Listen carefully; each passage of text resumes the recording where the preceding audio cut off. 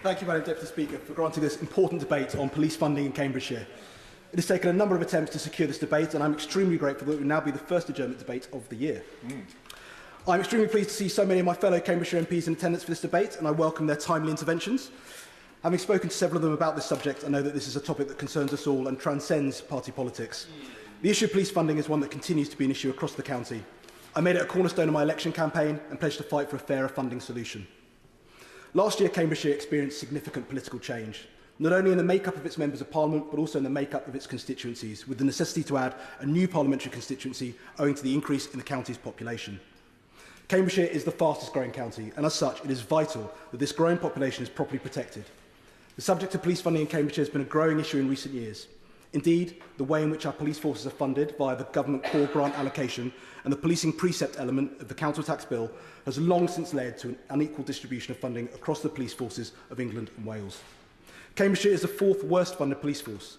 The discrepancies between the funding available to Cambridgeshire Constabulary and other similar sized forces become apparent when we look at their per capita allocation.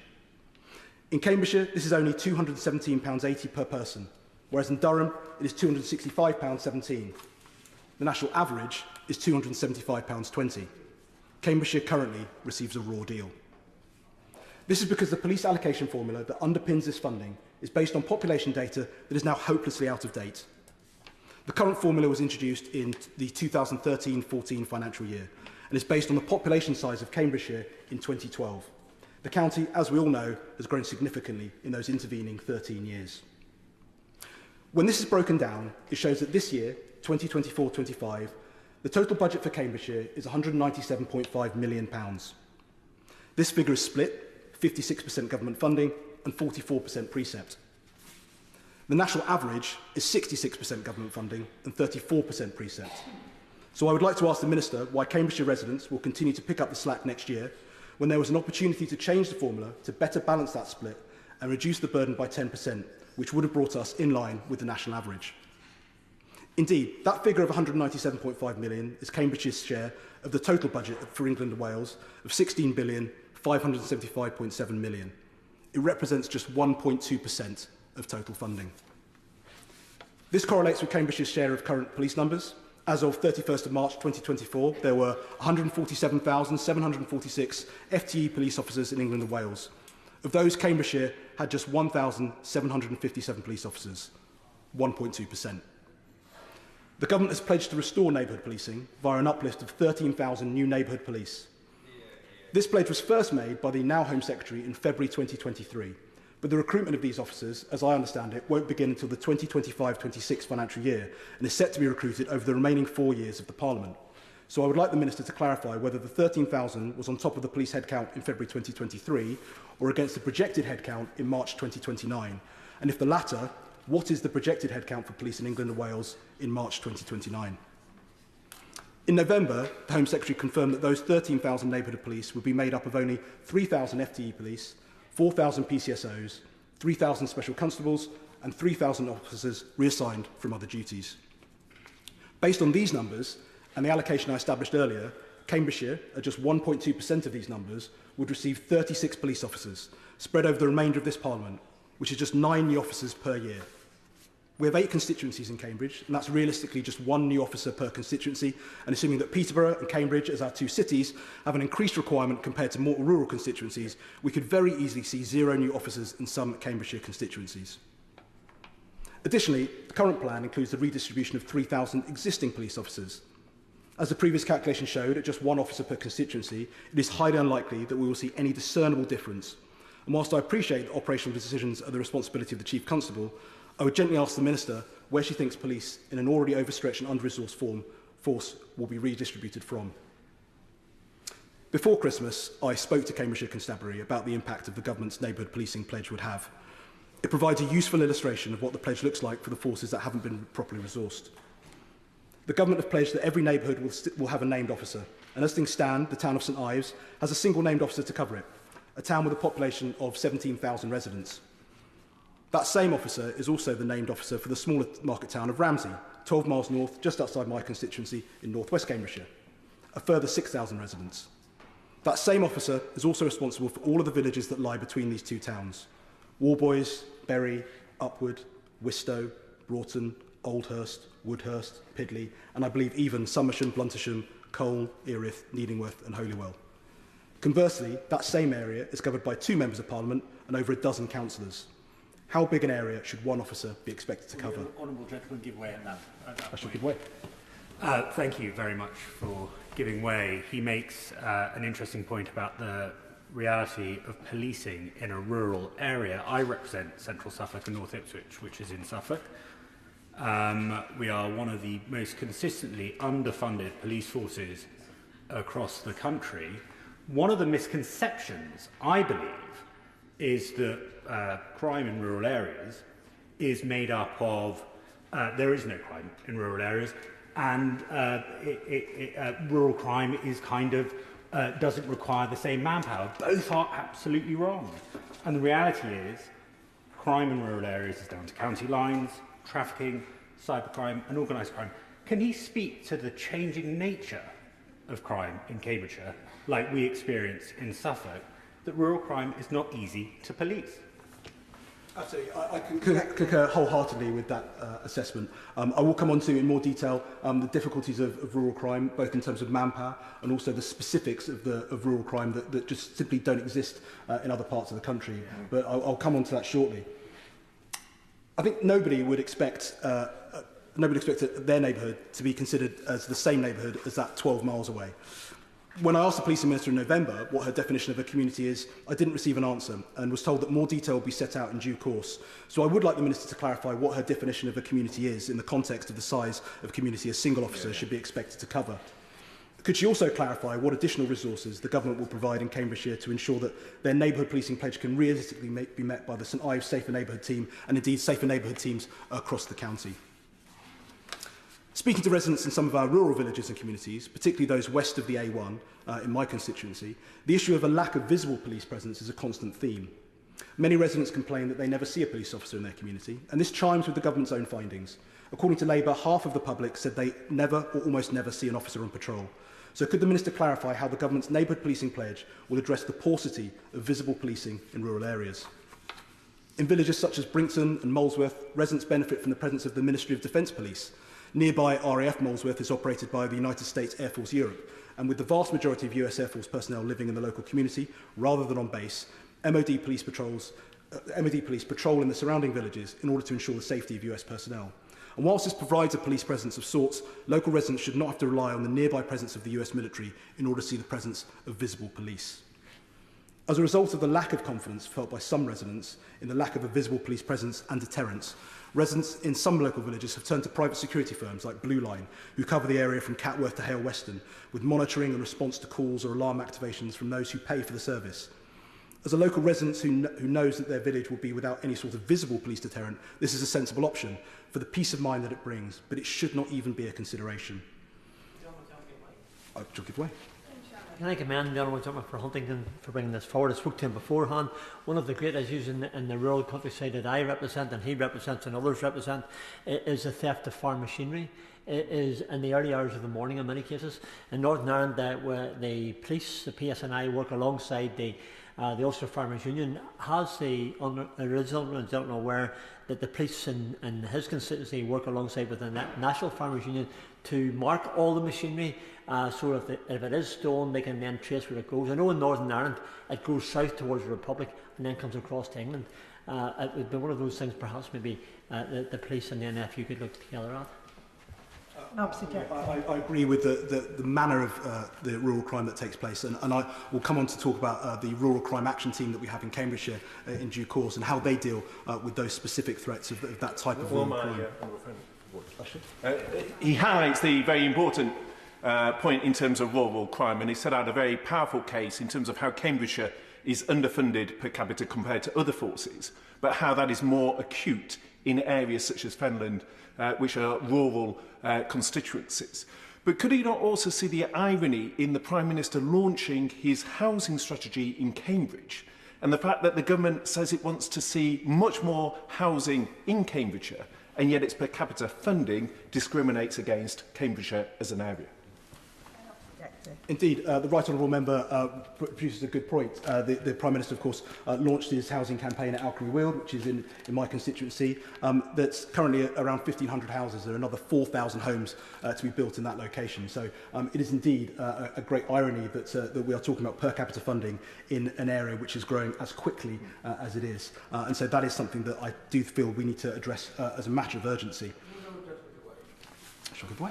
To my old friend, we knew each other in a previous life, different parties, but we do go way back. What that does for history, God of mine, I don't know, but I wanted to be here to support him. Talking about irony, I wonder if he agrees with me how ironic it is that a former Chief Secretary is part of a debate about fewer police officers, or lack of, and a lack of funding to which the Honourable Gentleman from Huntington has just referred. And I wonder whether he would share my questioning and quizzical interest in where those officers were and where that funding was. And Obese-Jecty. My question around funding specifically is around the way that Cambridgeshire is shortchanged by the police allocation formula. As I explained earlier, I think this is the core nub of the issue within Cambridgeshire, the fact that the funding is so out of date. And as we talked just earlier with regards to the growth of Cambridgeshire, if we can adjust the police allocation formula, that will go some way to filling that gap. And it isn't just Cambridgeshire as well. I know that places like Lincolnshire, which are even worse funded than Cambridgeshire, would benefit from that formula being looked at as well. Can the Honourable Gentleman give way for a moment? Very quickly. I will, just for a quick moment. I think it's a point to raise at this moment, having just come from a debate on child sexual exploitation, that we are seeing the nature of crime in rural areas change very, very quickly. And the challenges faced by police forces 5-10 years ago is not the challenge they face today.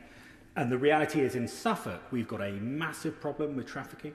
We've got a massive problem with prostitution. We've got problems that were just not there 10 years ago. And it's all very well, people opposite, to say, well, what did you do about it? We are here now debating how to meet the challenges of today, not yesterday.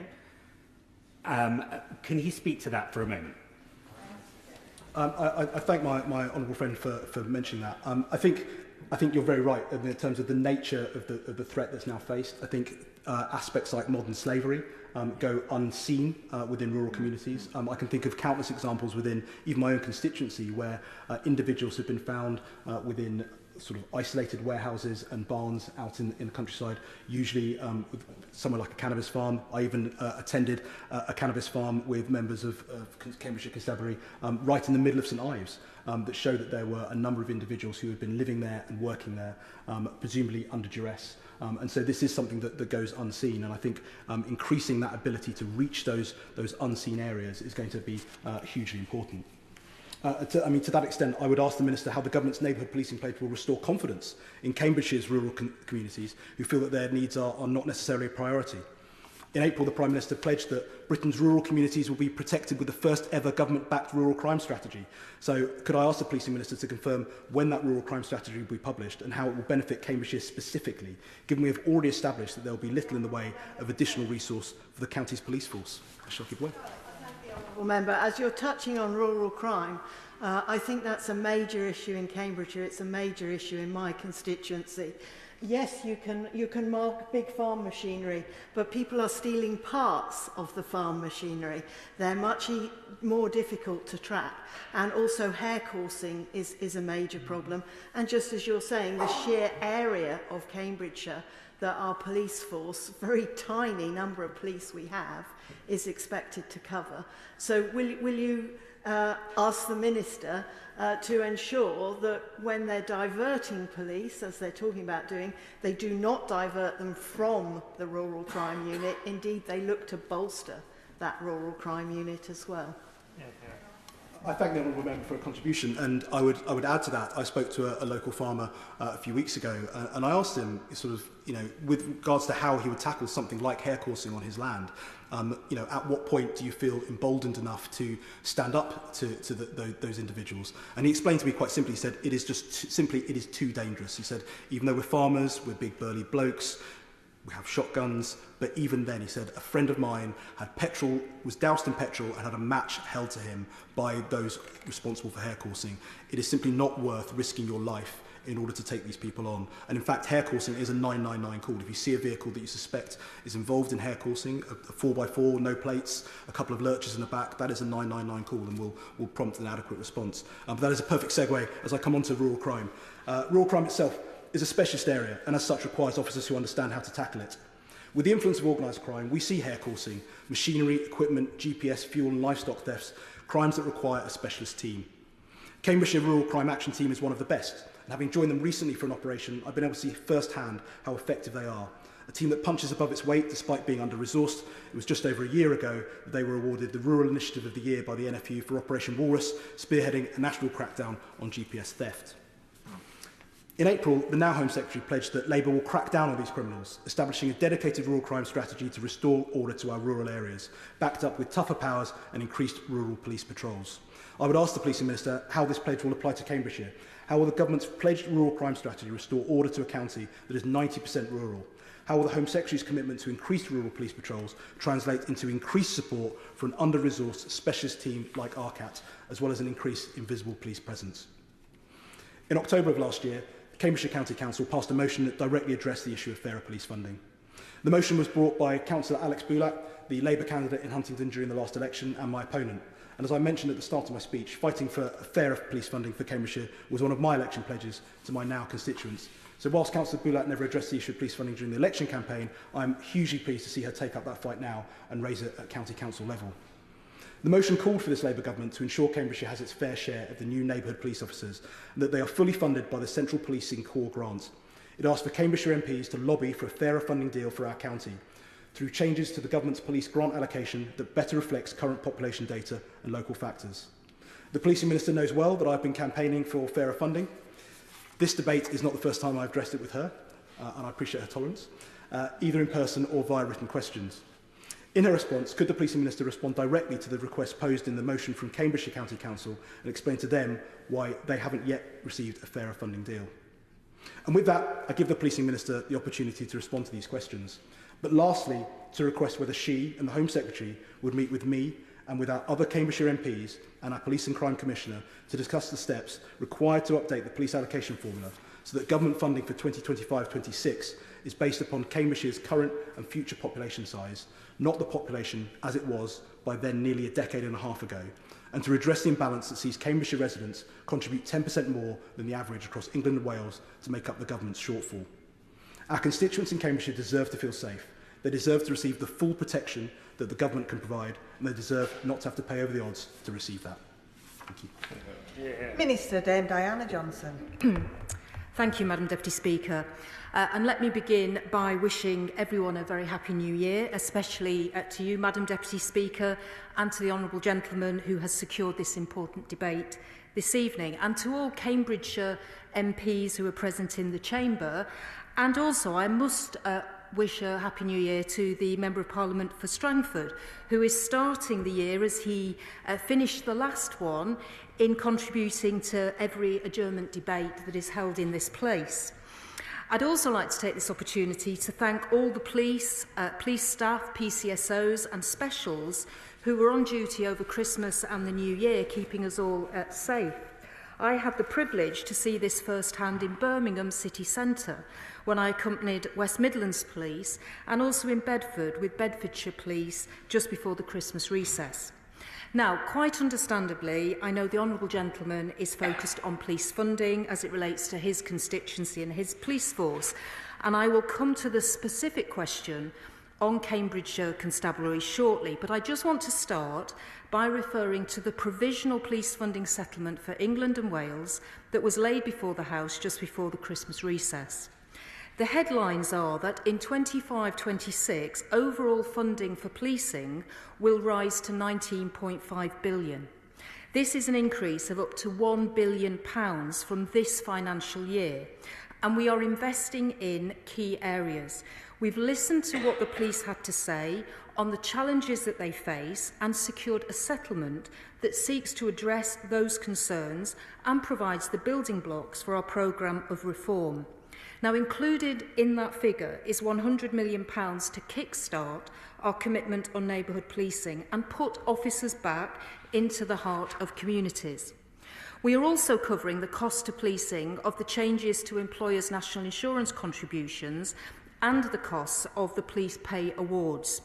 So turning now to the specific points raised in the debate, and in particular funding for Cambridgeshire Constabulary, first of all, I just want to remind the House that it's worth saying that it's for police and crime commissioners to set their annual budget for their police force area, including the level of police precept. It is for the operationally independent Chief Constable to decide how to use the resources to meet the Police and Crime Commissioner's priorities. So having said that, in the next financial year, funding for Cambridgeshire will rise by up to £11.1 million. This is a cash increase of up to 5.6% compared to the current year and 3.1% real terms increase.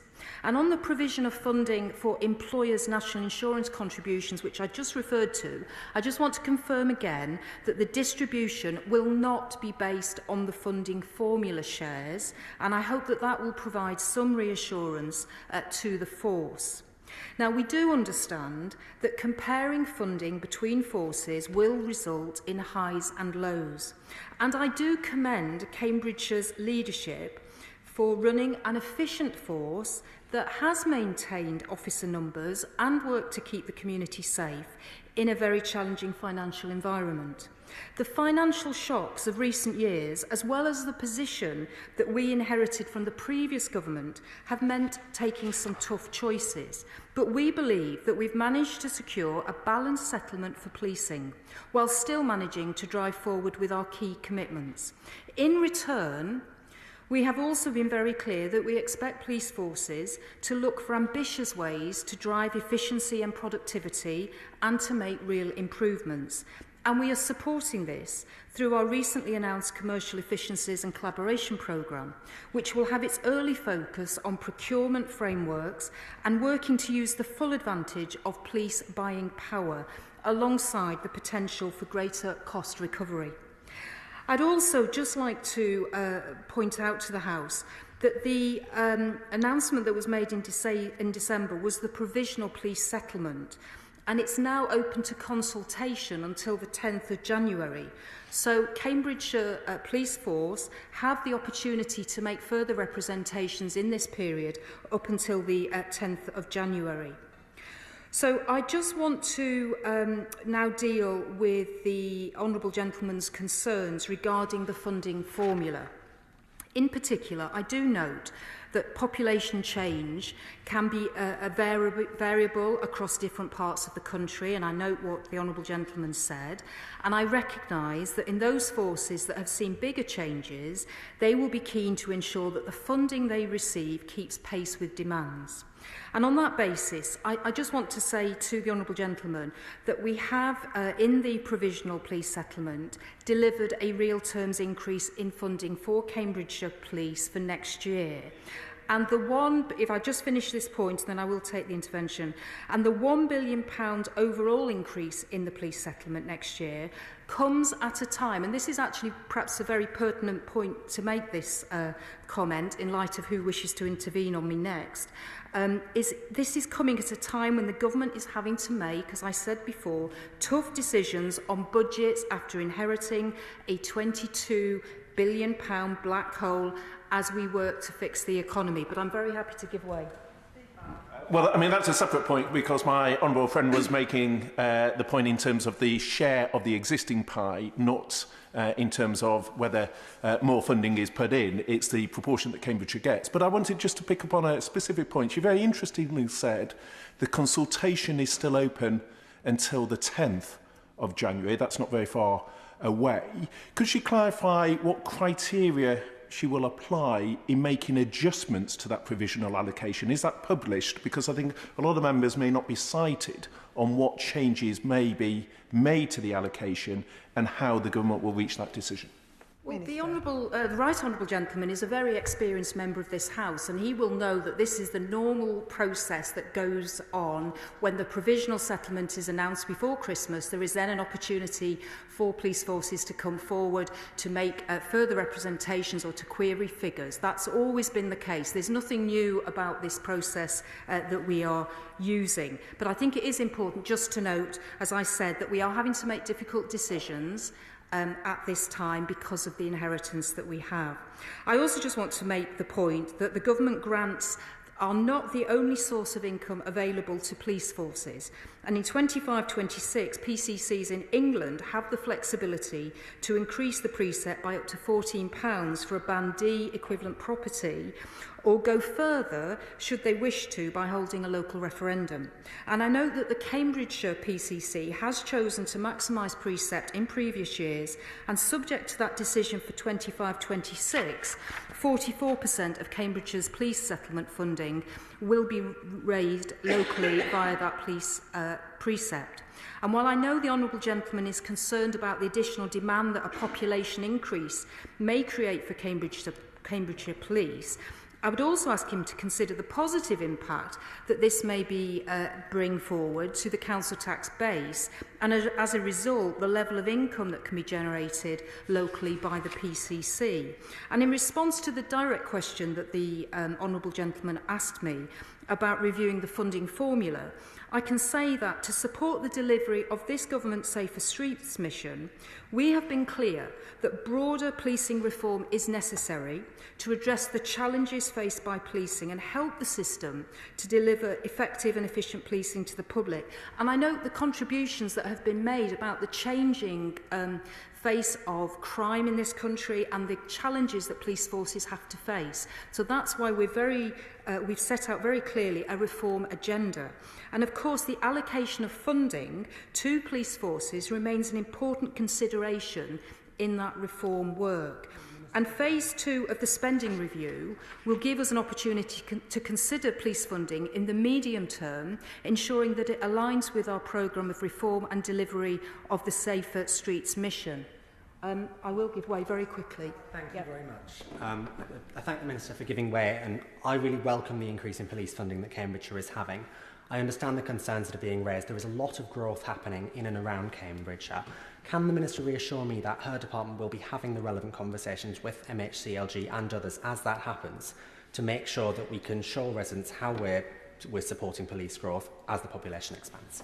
Yes, I'm very happy to give my honourable friend that assurance, and I just quickly want to address the issue of neighbourhood policing. And I'm sure that we can all agree that public confidence in policing is always better when the police are visible and there are officers in the heart of communities building real relationships with the people they serve. And we know that there are many ways for the public to contact the police, but we hear consistently that the public values a local, visible policing presence. And that's why we're committed to rebuilding neighbourhood policing after it was decimated over previous 14 years. So we will have a named contactable police officer for every community. That will be a key part of the neighbourhood policing guarantee. We will set out exactly what the public can expect from their neighbourhood policing teams. And we've kick-started, as I said earlier on, with a commitment of £100 million funding next year to start that work of putting 13,000 police officers back in our communities. I want to finish by offering my congratulations again to the Honourable Gentleman for securing the debate and for all the others who have contributed. Whether we look at this through a national or local lens, police resourcing does matter. It matters to the brave and hard-working officers and staff who work every day to keep the rest of us safe, and it matters to the communities that they serve, whether in Cambridgeshire, with its rural and urban areas, or anywhere else. And that is why we have, in the provisional funding settlement, set out our intention to make a very substantial investment into policing, and it's why we're working closely with forces to equip them for the challenges they face and to deliver our Safer Streets mission. We're already making progress, and we will drive this further